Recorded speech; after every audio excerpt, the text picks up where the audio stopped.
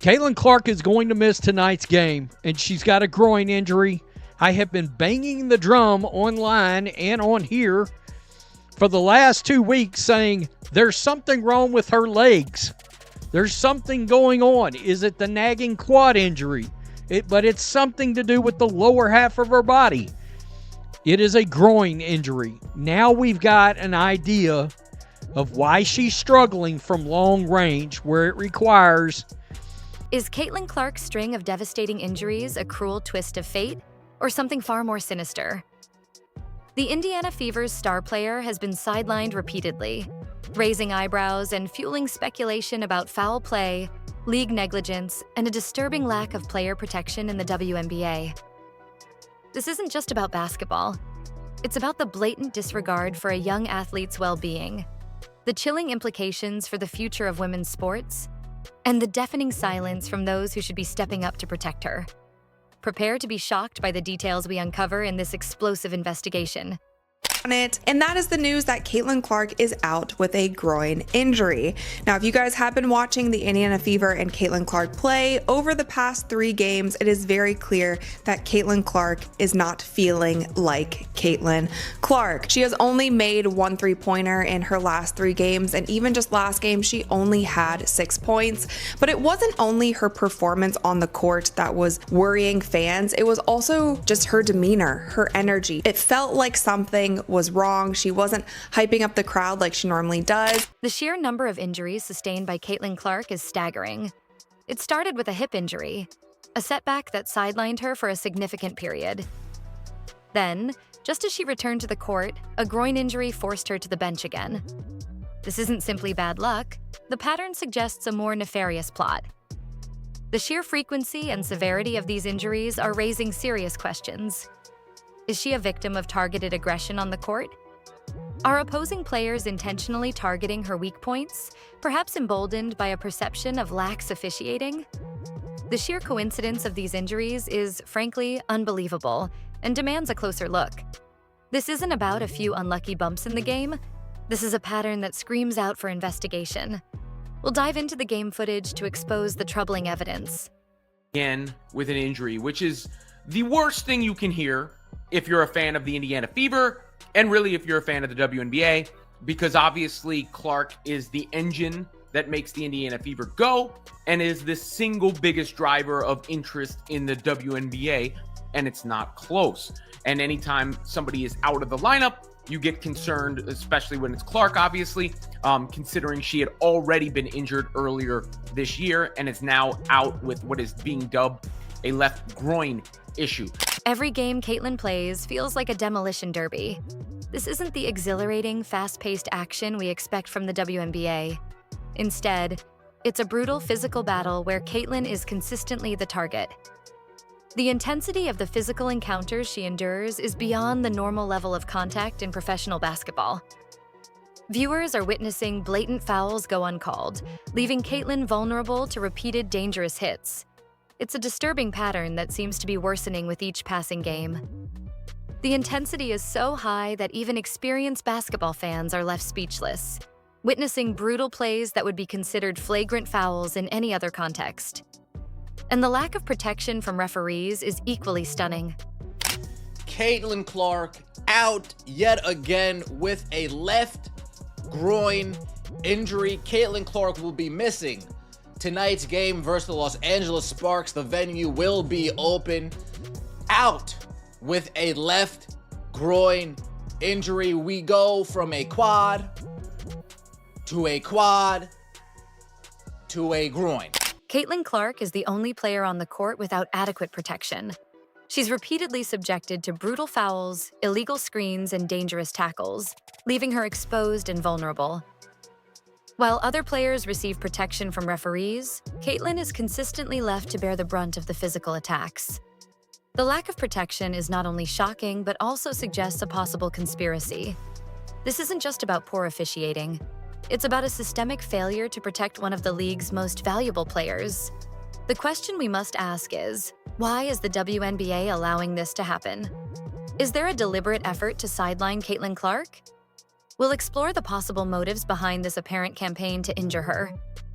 The Indiana Fever just lost a really tough game against the Los Angeles Sparks, and it comes back to the 4 things the Indiana Fever always have trouble with: missed layups, missed free throws, interior defense, and rebounding. That is why the Indiana Fever lost this game, and that's why they cannot be a championship team in my opinion. You have to be able to get stops, you have to be able to rebound the basketball when you do force stops, but there was some positives in this game as well that we have to get into. Kelsey Mitchell was spectacular. I love to see her furthermore breaking her shooting slump. She had 20 points today on 44% shooting from the 3-point line, so you like to see her have 3 back-to-back games in a row where she's having over 20 points. She's totally in her groove now. The Indiana Fever are in a precarious position, and it's not just because of Caitlin's injuries. The team is relying heavily on Caitlin, and her repeated absences are devastating to their performance and their future. This isn't just a setback. It's a crisis for the franchise. Her repeated injuries are impacting their ability to compete, and the long-term consequences could be devastating. The medical staff's familiarity with her Starbucks order highlights the disturbing frequency of her injuries. This isn't just a physical crisis, it's a strategic one, throwing the Fever's carefully planned season into chaos. The team's reliance on a single star player and the apparent disregard for her well-being reveals a deeper problem within the WNBA. Her pre-game routine, she was doing some things differently. Some fans also noticed that she had her upper left leg taped during a couple of those games. So there's a lot of things going on, a lot of things pointing to the fact that something wasn't right. And I have to be totally honest with you guys, I'm not surprised by this news at all. I was just having a conversation with my fiance last night, and I told him, I was like, I think Caitlin's hurt. I'm not going to be surprised if sometime soon the Indiana Fever pulls her and sits her for a few games. I think she is still battling some sort of injury. And less than 12 hours later, the news dropped from the Fever. But it's a tough blow not only to Caitlin, because we know that she loves to be on the court. It's a tough blow for the Indiana Fever because that is their superstar. Whether she is playing to the best of her abilities or not, they are still a better team with her on the court. But the situation is far more complex than just injuries. The pattern of these injuries, the lack of referee intervention, and the ongoing silence from the league point toward a disturbing possibility: a concerted effort to sabotage Caitlin's career. This isn't just about speculation. The evidence suggests a calculated campaign to sideline one of the WNBA's most prominent players. We delve deeper into the suspicious circumstances surrounding her injuries, revealing shocking evidence of potential foul play and conspiracy. The implications are far-reaching, extending beyond Caitlin herself and affecting the integrity of the league as a whole. Dealing with an injury, not looking like herself, the game is already out of hand, yet we still put her back in with 45 seconds left. How much patience do I need to have before I can start going nuclear? Because I am getting very frustrated with what I am seeing. To everybody that said Caitlin Clark didn't look like herself, salute to you. For everybody that said Caitlin Clark might be going through something, salute to you. Clearly, you all saw what that person that stands there like this can't see. When you analyze the game footage frame by frame, a disturbing pattern emerges. It's not just accidental contact. It's a series of calculated, near-suicidal maneuvers designed to inflict harm. Elbows fly, shoulders charge, and hips check with an intensity that borders on malicious intent. The referees, inexplicably, turn a blind eye to these blatant fouls, allowing the attacks to continue unchecked. This isn't merely incompetence, it's a deliberate omission, a silent complicity that raises serious questions about the integrity of the league. We'll show you the undeniable visual evidence of these targeted attacks, leaving no doubt about the intent behind the physical assaults. The referee's inaction is beyond baffling. They appear to be willfully ignoring blatant fouls against Caitlin, creating a dangerous and unfair playing environment. Their failure to call fouls is not just incompetence. It's a deliberate act of omission that borders on complicity. The pattern of missed calls is so consistent that it's impossible to attribute it to mere oversight. This raises serious questions about the integrity of the officiating and the potential for collusion. We will analyze game footage to show you the blatant fouls that the referees consistently failed to call. The lack of consequence for such violent actions only emboldens the perpetrators.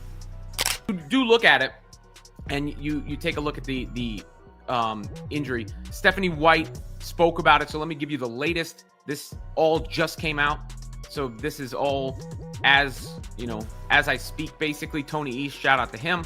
This is the video of Stephanie White discussing the Caitlin Clark injury. With Caitlin, when did you guys find out about this groin injury, and how much of an absence do you expect from her beyond today? Yeah, late last night. I think it's very much a day-to-day thing, how she responds to treatment. I stay in my lane and let our strength and conditioning and our physical, our AT staff do what they do best. But yeah, I found out late last night, and then we'll treat it day to day. The WNBA's silence is deafening. The league's failure to address the blatant physical attacks on Caitlin Clark is not only unacceptable, but also sends a chilling message to other players and fans.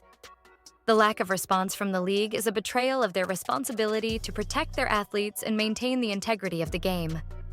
The casual disregard for Caitlin's well-being speaks volumes about the league's priorities, suggesting that profits and ratings outweigh the safety and welfare of their players. This silence is a tacit endorsement of the violence, and it's time for the league to answer for its complicity. The implications are far-reaching, sending a dangerous message that player safety is secondary to the bottom line. Caitlin Clark's resilience is undeniable. She continues to perform at a high level despite the relentless physical attacks she endures. Her determination to play despite the pain is admirable, but it's also unsustainable. Even the strongest athlete will eventually succumb to the constant pressure and relentless physical assaults. The toll on her body is evident, and the question is, how long can she continue to withstand this onslaught before suffering a career-ending injury? The situation is not just physically demanding, it's also an immense mental challenge that tests her limits. The cat is out the bag, dog, for Indiana Fever star Caitlin Clark. It's being reported that she has suffered a left groin injury and she is out. Now, we all knew Caitlin Clark's health was a major issue. She has simply been playing some of the worst basketball of her career, and a lot of people, even myself, has been pretty vocal about Caitlin Clark and this shooting slump. A lot of people was blaming it on the front office. That's why I didn't even go down that line and produce content blaming it on the front office. There had to have been a reason why Caitlin simply wasn't Caitlin, and I told y'all sources was telling me that something was bothering her. This isn't just an Indiana Fever problem, it's a WNBA problem. The league's failure to protect Caitlin Clark exposes a systemic issue that threatens the integrity of the game and the well-being of its players. The league's inaction is a clear indication that player safety is not a priority, and that the pursuit of ratings and profits overshadows the welfare of its athletes. The league's response, or rather lack thereof, sends a dangerous message to other players: that such behavior will be tolerated and that the league will not intervene to protect them from harm. This is a failure of leadership and a betrayal of the athletes who make the WNBA what it is. Fever fans are understandably terrified. Watching their star player repeatedly subjected to brutal fouls is a horrifying experience. The fear and anxiety they experience during every game are palpable. The uncertainty of whether Caitlin will escape each game unscathed adds a layer of dread to the viewing experience. Every drive to the basket is a nail-biting moment, a test of whether she'll survive another attack. The emotional toll on fans is immense, and the league's inaction only serves to amplify their fear and frustration. This isn't just about basketball. It's about the emotional well-being of the fans who invest their time, energy, and passion into the sport. The situation has reached an absurd level of danger. It is now akin to a game of Russian roulette, where the stakes are Caitlin's health and career. The constant fear of another injury hangs over every game, turning what should be an exhilarating sporting event into a nerve-wracking ordeal. The lack of referee intervention only intensifies the danger, making each game a potential disaster waiting to happen. The league's silence only adds to the sense of dread, leaving fans and players alike to wonder when the next injury will occur. It's a situation that demands immediate action before a catastrophic incident occurs. So Caitlin Clark is out, y'all. She's injured. We don't know what it is. I think they said it's a groin or some shit like that. But guess what? It's not the end of the world, y'all. Only reason the WNBA will suffer is because they don't know how to market their game. Because they rely on being a one-trick pony. That's just like if you're a content creator and I make one viral video, but after I go viral, I stop making videos. That's the problem with the WNBA. They don't know how to make their league popular. They don't know how to celebrate their league and their players. See, Caitlyn brought everybody to the WNBA because she has a rare skill that nobody in the WNBA has. The conspiracy theories surrounding Caitlyn's injuries are gaining traction. With the mounting evidence of blatant fouls and the league's inaction, the idea of a deliberate effort to sideline her is becoming increasingly plausible. The sheer improbability of so many serious injuries occurring without some level of foul play or disregard for her well-being is fueling the speculation.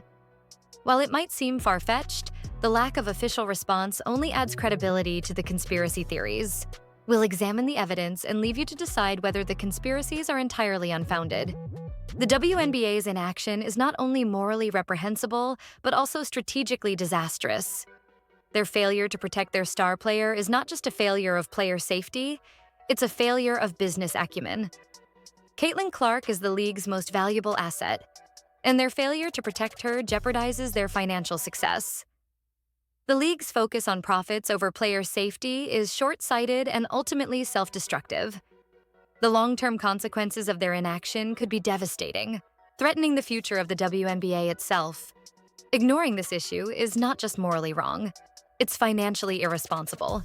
Despite the relentless attacks, Caitlyn continues to perform remarkably well.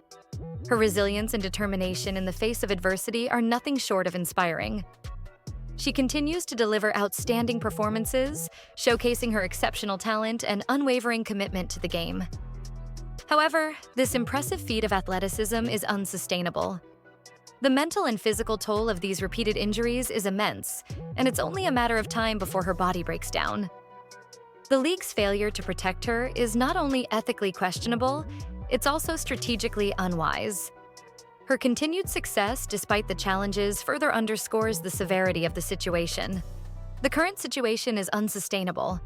Caitlyn Clark's repeated injuries are a ticking time bomb that threatens to derail not only her career, but also the future of the Indiana Fever and the WNBA itself. The league's failure to address these issues is a recipe for disaster. Ignoring the problem will only lead to more injuries, more controversy, and ultimately, a decline in the popularity and legitimacy of the league. The current approach of hoping for the best is not only naive, but also irresponsible. The league needs to take decisive action before it's too late. Can we stop treating Caitlyn Clark like she's some type of villain? The hate that she gets from the other players in the WNBA is unmatched, and I don't understand it. All she's trying to do is put the WNBA on the map and raise it to another level, which is all she has done since she's gotten into the league. Ticket sales are through the roof. Sold out arenas because of Caitlyn Clark. The ratings are through the roof. You've got more eyes and more people watching the WNBA now more than ever because of Caitlyn Clark. And y'all steadily want to speak bad on her name. Y'all want to flagrant foul, try to fight her, mess her up in the games. Not regular basketball fouls. These are blatant, flagrant fouls trying to hurt this girl. The question of Caitlyn's participation in the All-Star game is a complex one with serious ramifications. Should she risk further injury by playing in a high-pressure environment where the focus might be less on player safety and more on entertainment? Her participation would be a testament to her incredible resilience, but it also carries a significant risk of re-injury, potentially jeopardizing her long-term career. The decision rests on a delicate balance between her personal ambition and the need to protect her health. The league's response will be telling, revealing their true priorities: player welfare or profit maximization. The Indiana Fever's management bears significant responsibility for Caitlyn's current predicament. Their relentless pursuit of profits and their disregard for Caitlyn's well-being have created a dangerous situation. Their emphasis on maximizing her playing time without adequate consideration for her physical and mental health has created a recipe for disaster. The prioritization of short-term gains over long-term player health is a fundamental flaw in their strategy. It's a dangerous gamble that could cost them dearly in the long run. We'll examine the Fever's decisions and expose the flaws in their management strategy. The warning signs were there all along. Caitlyn's performance had subtly deteriorated before the latest injury. The missed shots, the hesitations, the slight decrease in her explosive power. These were all indicators of a player operating at less than full capacity. The Fever's management, however, failed to recognize these warning signs and instead opted to push her harder, prioritizing short-term gains over long-term player health. This negligence is a major contributing factor to her current state. We will analyze the subtle indicators that the Fever management ignored, highlighting their failure to act responsibly. Now we finally know what it is, and it is a groin injury. Guys, I don't know what the situation is, what the hell they doing in practice, but we do know Caitlin Clark has been defended pretty aggressively throughout this season. These WNBA women is not taking any breaks with Caitlin Clark, and it's starting to get disturbing. I just did a video yesterday showing you guys the referees not calling certain fouls, allowing Caitlin Clark to constantly get hacked up and down the court. This is sad, man, and I'm hoping she get a speedy recovery. Maybe she sit out a game or two. But guys, we got the Commissioner Cup coming up. We got the All-Star game coming up.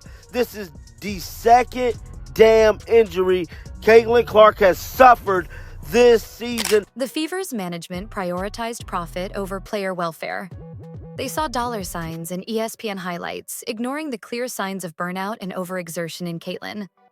Their greed and disregard for her well-being have created a situation where the league's most valuable asset is now sidelined and potentially facing a career-ending injury.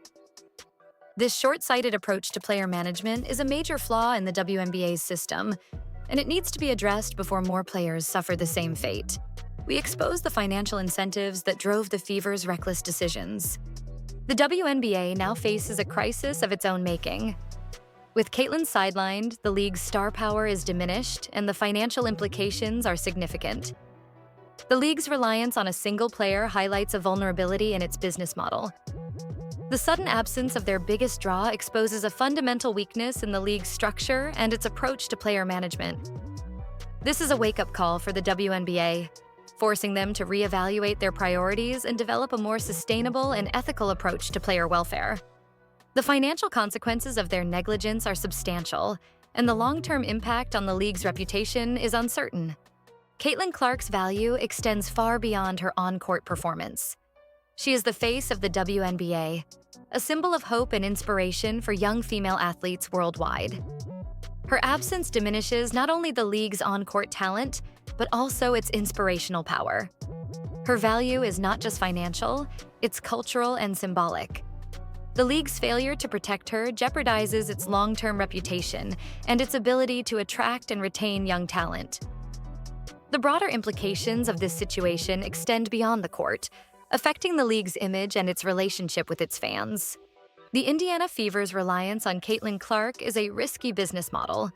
They have built their entire strategy around one player, neglecting to develop a strong supporting cast or a sustainable long-term plan. This over-reliance on a single player creates an unstable and vulnerable system, leaving them exposed to catastrophic setbacks when that player gets injured. This highlights a fundamental weakness in their approach to team building. We'll explore the Fever's strategic missteps and the resulting consequences. The question of Caitlin playing in the All-Star game is a crucial one. It's a decision with profound implications for her health, her career, and the future of the WNBA. Her participation would be a testament to her incredible grit and determination, but it also carries a significant risk of re-injury. The decision must be made carefully, considering all the potential consequences. We explore the various arguments for and against Caitlin's participation in the All-Star game, highlighting the ethical and strategic considerations. Caitlin Clark should prioritize her long-term health and well-being over short-term gains. She shouldn't feel pressured to play if it jeopardizes her health and career. Her value extends far beyond her on-court performance. The league and the Fever need to learn a valuable lesson from this situation.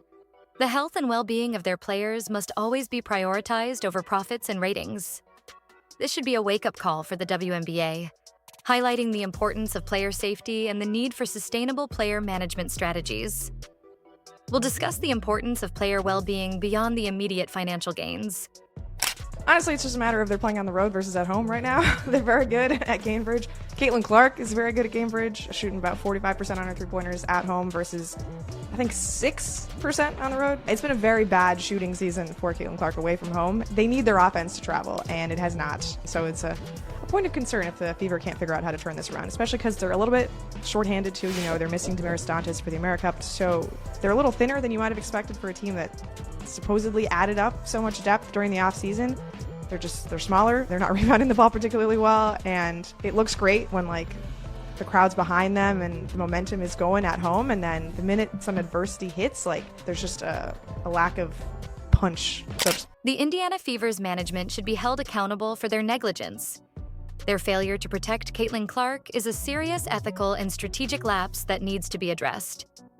The league also bears responsibility for its failure to create a safe and fair playing environment. This situation demands a thorough investigation and a commitment to systemic change. The consequences of their actions are far-reaching, affecting not only Caitlin's career, but also the future of the WNBA. We'll discuss the steps that need to be taken to ensure accountability and prevent similar situations from happening again. Let the Indiana Fever and the WNBA feel the absence of Caitlin Clark. Let the empty seats and the dwindling ratings serve as a stark reminder of their negligence and their failure to prioritize player safety. Let this situation be a catalyst for change, forcing the league to reevaluate its priorities and implement meaningful reforms to protect its athletes. This is not just about Caitlin, it's about the future of women's basketball and the well-being of all female athletes. Let this be a wake-up call for the entire league. Let them learn from their mistakes and take decisive action to protect their players. So, what did we learn? Caitlin Clark's injuries are not just a series of unfortunate accidents. They're a symptom of a deeper systemic problem within the WNBA. The league's failure to protect its star player exposes a troubling disregard for player safety, a disturbing prioritization of profits over athlete well-being, and a potentially systemic issue of foul play and referee negligence. This isn't just a sports story. It's a cautionary tale about the ethical responsibilities of professional sports leagues and the urgent need for reform. But the fight for change isn't over. Let's keep the conversation going. Like this video, subscribe to the channel, hit that notification bell, and share your thoughts and opinions in the comments section below. Let's demand accountability and work towards a fairer, safer future for all WNBA players.